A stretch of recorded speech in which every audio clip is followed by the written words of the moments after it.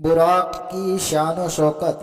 اے عاشقان رسول، معراج کی رات نبی پاک صلی اللہ تعالی علیہ وآلہ وسلم نے مختلف سواریوں پر سفر فرمایا اور لامکان تک جا پہنچے، جیسا کہ رسول اکرم صلی اللہ تعالی علیہ وآلہ وسلم خود ارشاد فرماتے ہیں، معراج کی رات میرے پاس ایک سفید رنگ کا جانور لایا گیا جو کھچر سے چھوٹا اور گدھے سے بڑا تھا، جسے براق کہا جاتا ہے۔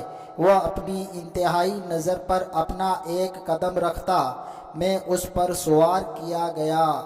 حکیم الامت حضرت مفتی احمد یار خان نعیمی رحمۃ اللہ تعالی علیہ بیان کردہ حدیث پاک کے تحت فرماتے ہیں، چونکہ اس کی رفتار یعنی اسپیڈ بجلی کی طرح تیز ہے اور وہ چمکدار سفید رنگ کا ہے، اس لیے براق کہتے ہیں۔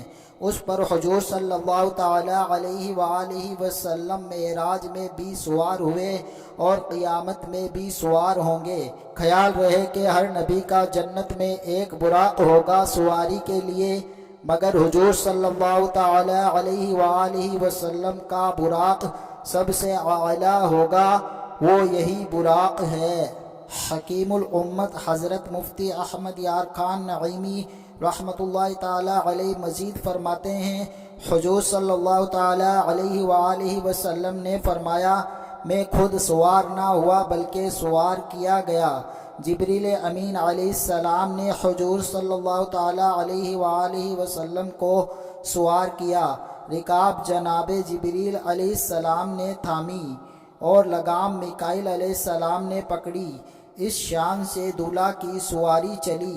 خیال رہے کہ حضور انور صلی اللہ تعالی علیہ وآلہ وسلم کا براق پر سوار ہونا اظہار شان کے لیے تھا، جیسے دولہا گھوڑے پر ہوتے ہیں، باراتی پیدل اور گھوڑا آہستہ آہستہ چلتا ہے، براق کی یہ رفتار بھی آہستہ تھی۔ صلو علی الحبیب صلی اللہ تعالی علی محمد۔